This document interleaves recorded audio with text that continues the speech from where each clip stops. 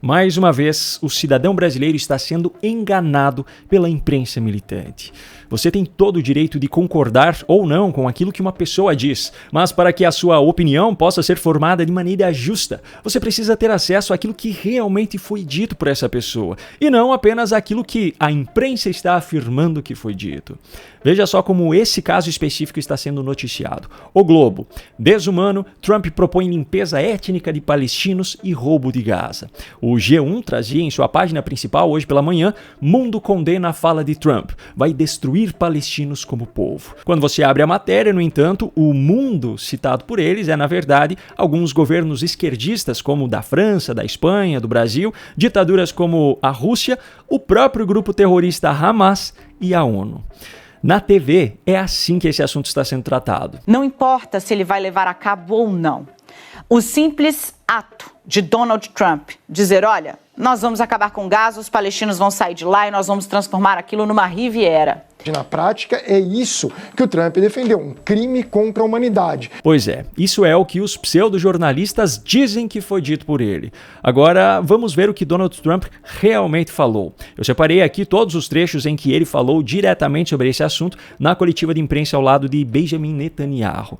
Acompanhem. I also strongly believe that the Gaza Strip, which has been a symbol of death and destruction for so many decades and so bad for the people anywhere near it, and especially those who live there, and frankly, who's been really very unlucky. It's been very unlucky. It's been an unlucky place for a long time. Being in its presence just has not been good, and it should not go through a process of rebuilding and occupation by the same people that have really stood there and fought for it and lived there and died there and lived a miserable existence there. Instead, we should go to other countries of interest with humanitarian hearts, and there are many of them that want to do this, and build various domains that will ultimately be occupied by the 1.8 million Palestinians living in Gaza, ending the death and destruction and, frankly, bad luck. This can be paid for by neighboring countries of great wealth. It could be 1, 2, 3, 4, 5, 7, 8, 12. It could be numerous sites, or it could be one large site. But the people will be able to live in comfort and peace, and we'll make sure something really spectacular is done. They're going to have peace. They're not going to be shot at and killed and destroyed like this civilization of wonderful people has had to endure. The only reason the Palestinians want to go back to Gaza is they have no alternative. It's right now a demolition site. This is just a demolition site. Virtually every building is down. They're living under fallen concrete that's very dangerous and very precarious. They instead can occupy all of a beautiful area with homes and safety, and they can live out their lives in peace and harmony instead of having to go back and do it again. The U.S. will take over the Gaza Strip, and we will do a job with it too.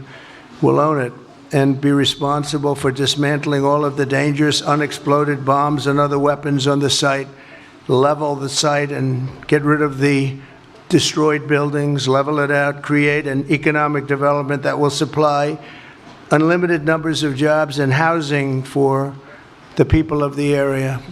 Do a real job. Do something different. Just can't go back. If you go back, it's going to end up the same way it has for 100 years. I'm hopeful that this ceasefire could be the beginning of a larger and more enduring peace that will end the bloodshed and killing once and for all. Em seguida, quando já estava respondendo às perguntas dos jornalistas, Trump disse isso aqui. As far as Gaza is concerned, we'll do what is necessary. If it's necessary, we'll do that. We're going to take over that piece, and we're going to develop it, create thousands and thousands of jobs, and it'll be something that the entire Middle East can be very proud of. But everybody feels that continuing the same process that's gone on forever, over and over again, and then it starts, and then the killing starts, and all of the other problems start, and you end up in the same place, and we don't want to see that happen. So by the United States, with its stability and strength, owning it, especially the strength that we're developing and developed over the last fairly short period of time, I would say really since the election, I think will be a great keeper of something that is very, very strong, very powerful, and very, very good for the area, not just for Israel, for the entire Middle East. Very important. And we'll, again, have thousands of jobs, and there'll be jobs for everyone. Not for a specific group of people, but for everybody. Pouco tempo depois, ele recebeu outra pergunta sobre esse mesmo tema. Just say that you think all the Palestinians should be relocated to other countries. Does that mean that you do not support a two-state solution? It doesn't mean anything about a two-state or one state or any other state. It means that we want to have. We want to give people a chance at life. They have never had a chance at life because the Gaza Strip has been a hellhole for people living there. It's been horrible. Hamas has made it so bad, so dangerous, so unfair to people. And by doing what I'm recommending that we do, it's a very strong recommendation, but it is a strong recommendation. By doing that, we think we're going to bring perhaps great peace to long beyond this area. And I have to stress, this is not for Israel. This is for everybody in the Middle East, Arabs, Muslims. This is for everybody. This would be where they can partake in terms of jobs and living and all of the other benefits. And I think it's very important. It just doesn't work the other way. You know, you can't keep trying. They just has been going along for so many decades, you can't even count. You just can't keep doing. You have to learn from history. You can't keep doing the same mistake over and over again. Gaza is a hellhole right now. It was before the bombing started, frankly. And we're going to give people a chance to live in a beautiful community that's safe and secure. And I think you're going to see a tremendous outflowing of support. I can tell you, I spoke to other leaders of countries in the Middle East, and they love the idea. They say it would really bring stability, and what we need is stability. Yes, sir, please. E a última pergunta foi, mais uma vez, sobre essa mesma questão. Follow up on what you were saying about the Gazans leaving Gaza, going to other countries. One, where exactly are you suggesting that they should go? And two, are you saying they should return after it's rebuilt? And if not, who do you envision living there? I envision a world, people living there, the world's people. I think you'll make that into an international, unbelievable place. I think the potential in the Gaza Strip is unbelievable. And I think the entire world, representatives from all over the world will be there, and they'll live there. Palestinians also. Palestinians will live there. Many people will live there. But they've tried the other, and they've tried it for decades and decades and decades. It's not going to work. It didn't work. It will never work. And you have to learn from history. History has, you just can't let it keep repeating itself. We have an opportunity to do something that could be phenomenal. And I don't want to be cute. I don't want to be a wise guy, but the Riviera of the Middle East, this could be something that could be so bad. This could be so magnificent. But more importantly than that is the people that have been absolutely destroyed that live there now can live in peace in a much better situation because they're living in hell. And those people will now be able to live in peace. We'll make sure that it's done world class. It'll be wonderful for the people.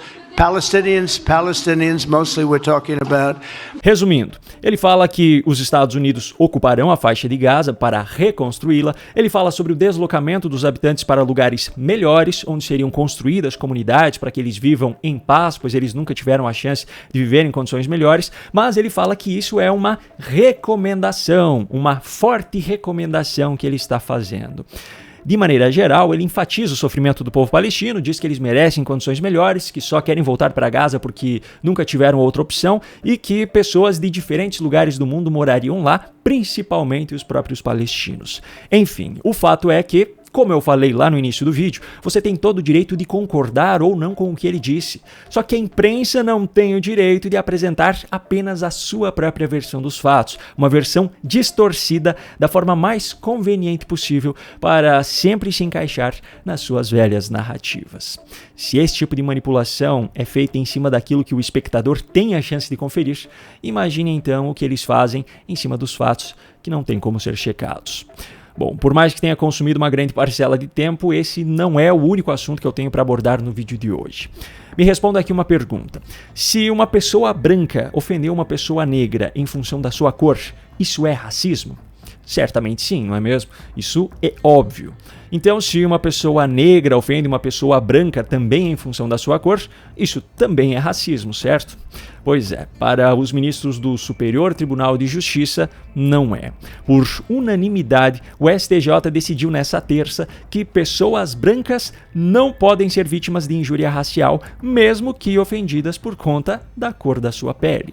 Na minha opinião, essa decisão não faz o menor sentido, porque injúria racial é quando a injúria é praticada em função da raça ou da cor da pessoa ofendida, independentemente de qual seja. Só que a minha opinião não importa, assim como a opinião de um juiz ou até mesmo de um ministro também não importa.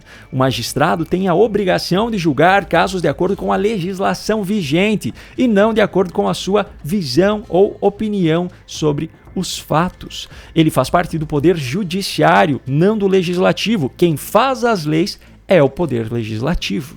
E a legislação brasileira é muito clara em relação a isso. A Lei número 14.532, de 2023, define esse crime como injuriar alguém ofendendo-lhe a dignidade ou o decoro em razão da raça, cor, etnia ou procedência nacional. Ou seja, esse crime é configurado quando a ofensa é feita em função da raça ou cor, mas não há absolutamente nenhuma menção a respeito de cores ou raças específicas para as quais a lei tem validade.